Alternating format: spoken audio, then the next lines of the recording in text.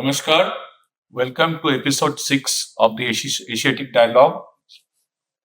We were discussing about the history of Indian temples and its studies, and it is our privilege to have Dr. Rajendra Yadav, sir, actually, who is the superintending archaeologist of Archaeological Survey of India. And in the last episode, he has given a lot relating to the contribution and of the pioneering work which the founders of this particular temple studies have done. And in this episode, also, we are going to discuss on the other contributors who have taken the studies ahead in the journey to come. And we are going to discuss and have also the enriched views of his relating to the studies, because he is one of the expert as per this temple studies are concerned in India. And to this, now I extend my warm welcome to you, sir. Thank you. Welcome to this episode. And in this particular thing, but in the last thing what you have discussed, relating to that of the European Orientalists, continuing to that, another person who was very important, and in fact, he created a milestone, that is Cunningham, right? When he came. Cunningham. And in fact, he established Archaeological Survey of India. He was the first Director General. And he also did a lot of contribution in terms of the temple architecture in India, and also in addition to his about the temple structures in Kashmir. So if you can take us through his works, actually. Cunningham was not only the Director General, but when he was entered in the British Army as an age of 19 and came to India, he has joined this department and start to work in the army. And during his army posting, he traveled across the country. And his posting in Kashmir was very much important when he was quite young. And he was going to survey the boundaries of Kashmir area. So during he come across the facts like the antiquarian remains of Kashmir Valley. During this period, he documented the temple and prepared the note. And this note was published, a detail, I think more than 87 pages he wrote and published in the Asiatic Society of Bengal. So that contribution starts right from the publication of the article. And after that, because Cunningham was very much influenced from the Chinese travelogues, especially the Wan Sang and Zhanwan. So these travelogues have given the clue to him to try to identify like Sankisa, Vaisali, Rajgir. So he identified the places like Sankisa. And he conducted exploration and during his serving in the British Army. So what happened that he conducted excavations, he conducted exploration. So keeping in view of that, he continuously he published so many articles also. And then when in 1861, he was selected as a Surveyor General of India. So when he became the Surveyor General, he appointed some their assistant like Carlyle and Macy, and they were their assistant. So these assistants have supported him and surveyed many antiquarian remains like Bundelkhand area, Punjab. From Afghanistan to God, he had conducted the survey. And the important part is that not only he excavated the temples, relics, Buddhist relics, he tried to identify and correlate these places and publish in the 23 volumes.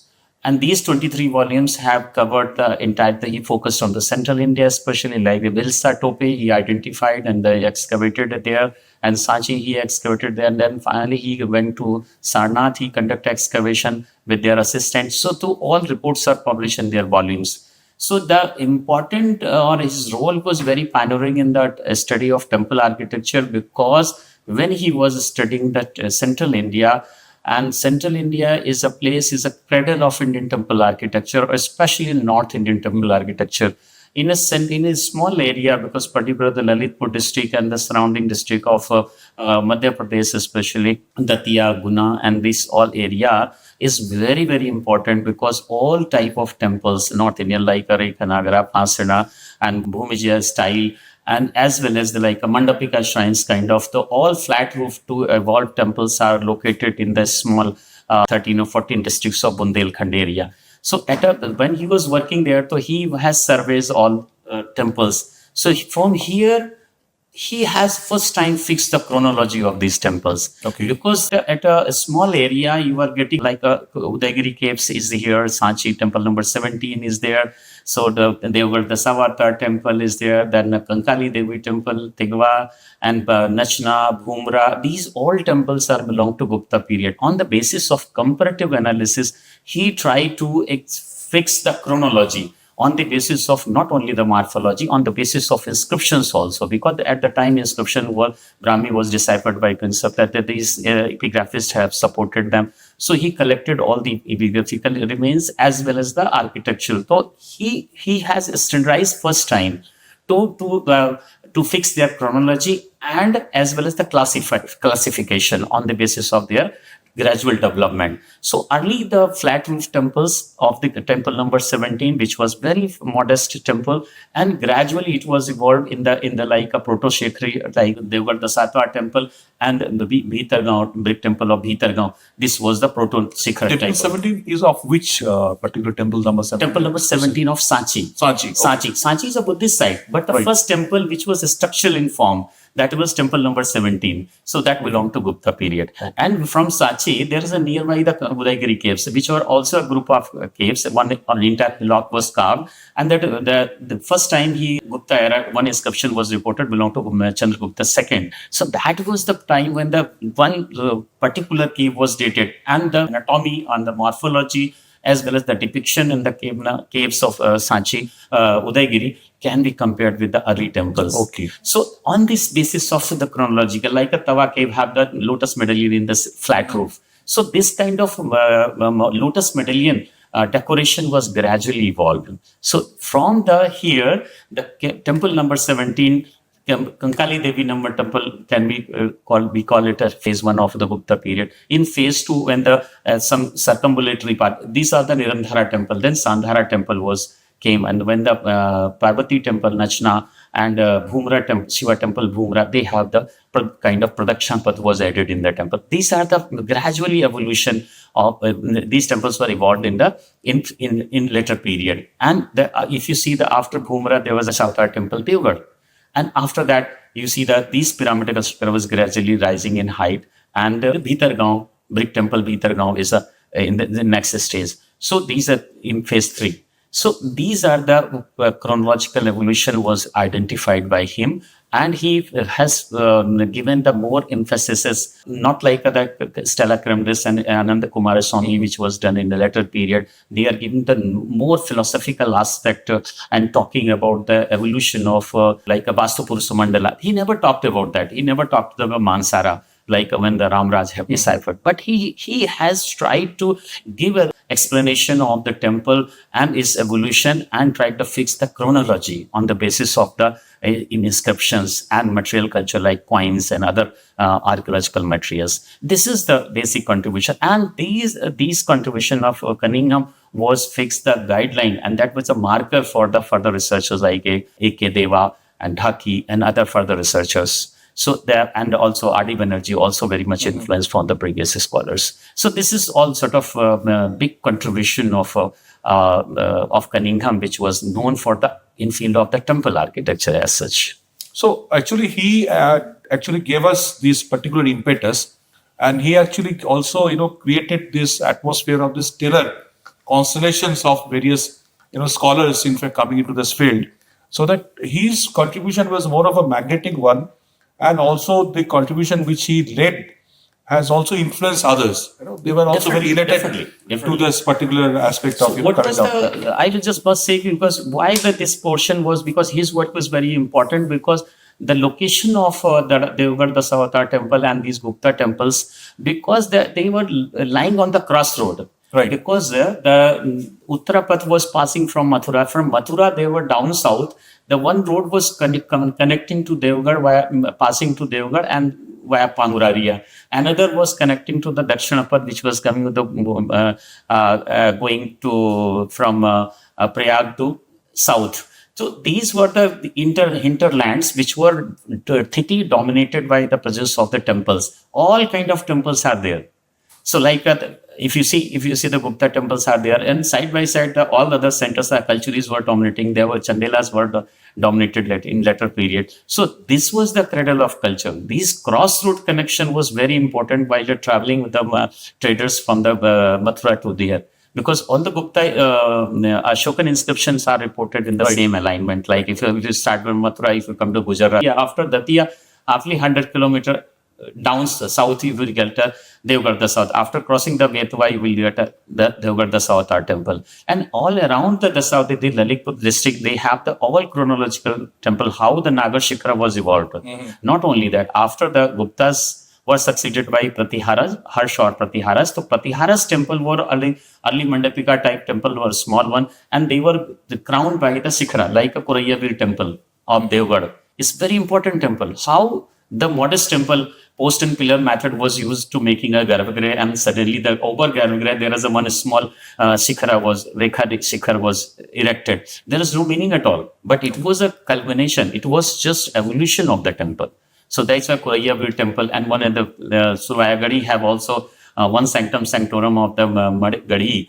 It has some small miniature shikhara was erected over the sanctum sanctorum, which was used by the ascetics inside, and those are residing in the monastic complex. So these were the early temples. So all evolution of the North Indian style you can study in these 2-3 districts of the central India. Great, because the present day Madhya Pradesh occupies one of the central place and the central locale, and it connects that of the north and also north south. The corridor.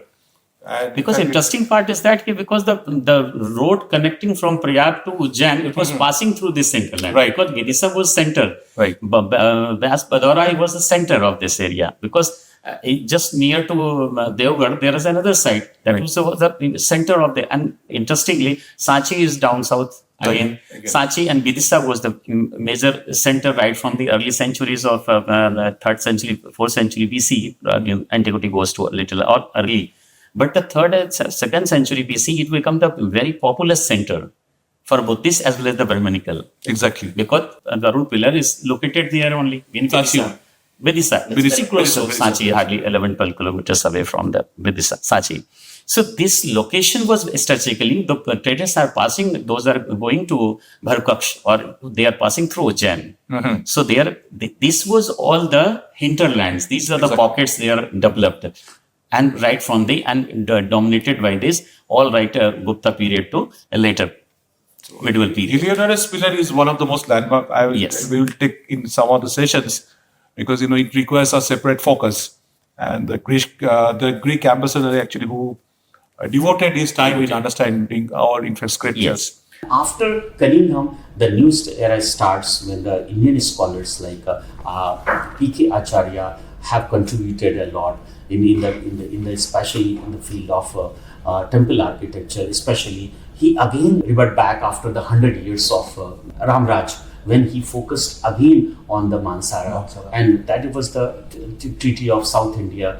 So the Dravidian architecture was very much explained in lucid way on the basis of the comparative study with the North India and South India, and he published 7 volumes of his work. And that was on Mansara especially. So he interviewed and interacted with the Chamta tribes of the local artisans, and visited a number of temples and traveled across the country. And that was the moment when the temple studies was very much standardized and came to the knowledge to the Indian scholars. After that, after Acharya, Stella Kamaris and Ananda Kumaraswamy, indeed they have contributed a lot. But the previous workers, like early workers, they have emphasized on the Vastu Shastra, especially the science of architecture, how the temple was built, what is the iconometry of the temple. So that they have focused and they have translated the verses in the drawing. But the question especially the later scholars like Ananda Kumaraswamy and Stella Cambridge, they have much focused on the philosophical aspect of the Indian temple architecture. Because Kumaraswamy is an art historian, so especially he very much influenced with the Indian as well as the European art and culture. So because he was appointed, he worked in America. So, but Stella, she is a professor in Calcutta, and he was very deeply involved in the study the Vedas, Vedang, and the other philosophy of Hindu philosophy. So he tried to touch the soul of the temples. What is the soul? Because it is a temple is a merely as a heap of stone. It was very nicely placed one above other. But what is the soul of the temple? So first time, Cambridge, Stella have just explained right from the inception of the idea of the temple. If the one patron, one of the person who is thinking about the construction of temple, how he can then right from the conception to commissioning of the temple, that is a Jalabhishek or Pranapratishtha. So entire process she has nicely explained in the philosophical way how the Shastras, because she studied all the translations, so all the she learned the Sanskrit also. So she have collected all the information from the like Kamikama Agama literature, Puranas, Vedas, the philosophy of Vedas, because the temple was built on the basic Vedic philosophy. The center of the Vedic philosophy is the center of the temple architecture.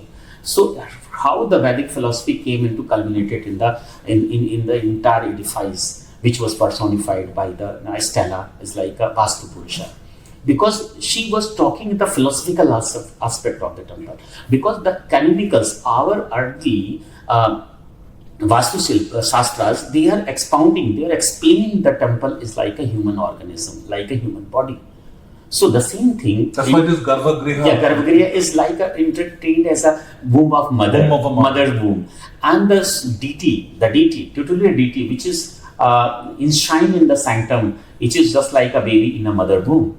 So it is always dark and gloomy. Later on, they have the Sarvatobhadra temple. The temple have 4 cardinal doors. The people can take adoration from all 4 cardinals. But in early period, and the sanctum have the only one door. Earlier, they have no the randhras or side oriel windows in the sanctum sanctorum. So the work which was carried out, that the philosophical aspect was added by Stella, is commendable, and the connection between the stone edifice with the human creativity or human impulse or our philosophical aspect was very much closely and nicely explained, and that was become the landmark of Indian temple studies. All further researchers and scholars have followed the principles of the temple construction. Sir, actually, we have seen that, not only the central India and the northern part of India, Eastern India has got, the great marvels of architecture and the temples, right? Yes. And Orissa occupies a major part. Major part, yes. Eastern India has in fact, one of the major part is Orissa. Yes. And in the Eastern India. So, who are the scholars, who actually brought this into the highlight, and by which we know about this, the temples in Eastern India, majorly, in fact, in Orissa? Like in Central India, many Indian scholars have contributed, and like Rajendra Mitra, he surveyed especially Orisian temple, and he published a book in form articles and books. After Rajendra Mitra, 2 major names are like Manmohan Ganguly and K. Bose, who has first time translated old publications, especially Bhuvan Pradeep was published by N.K. Bose. So these translation of Bhuvan Pradeep, which was published and prepared with the consultation of local sthapatis, they have used this different terminology, which is like Pabhaga, Bara, and Gandhi. This was not used in the North India architecture. So because this is all Uriya terminology, which was used by the local sthapatis or Silpis. So this translation of Bhuvan Pradeep, and it was very much important, which is a great contribution of N.K. Bose. And Manmohan Ganguly also worked together. And after that, there is another, Ramchandra Kolacharya has published one book, and that is a very important, Silpa Prakash. So Silpa Prakash was translated by the Alice Borner. Okay. And Ramrat Sarma. So this contribution, this translation was also very unique and to help to understand the Orison architecture, and right from the early 6th century temples to, and culmination was evolved temple like temples of Puri and Konark. This was the climax of the Orison architecture, because simple temple to evolved temple, there was a long journey in Orison architecture and dominated. There was a several 3 phases of the development, especially. So these contributions, especially these studies, were very important. And the contribution of in Eastern India, another person who has S.K. Saraswati, who is from Calcutta. He was an art historian. He also studied the temples of Eastern India and especially of Bengal. So Bengal, it was, I can say that Bengal have the same traditional Orient tradition style was continued here, because one of the earliest temple of Bengal is Siddheshwar Mahadev temple at Barakar, Begunia. So that was the almost a prototype of the Parashurameshwar temple of Bhubaneswar. So these Eastern India was dominated by these scholars, and their contribution in beginning early 20th century. That was a great, and that was, they have laid up foundations, and these studies was continued by the later scholars and modern scholars. Okay, that's great. And after, in fact, we saw that a lot of work has been done in between, and in fact, we have come to know about the compilations of various scholars. Now, I actually have found that this compilation has actually led to, in fact, further studies. What actually happens is that once the study is being done by a person, those influence and those influencers, have the another culminating effect on the other group of people, and they take it ahead. And that's how, in fact, we just like a baton, in fact, is being taken ahead in a relay race. Because actually, what happened, it is always the early works are always become the pathfinder for us of the new researchers or the later researchers. So whatever the work were started by the Europeans, and later on they continued by Indian scholars. And the same way it was, they have laid the foundation, they have deciphered some of the books, and later on the scholars of Indian origin, they have continued. So from there's a long journey of 200 years of the study of the Indian temple architecture. Great. Yes. So, in fact, we have now come to the end of this particular episode, and we will also continue with our discussion. And we have seen the plethora of the work which has been done out here. Thank you.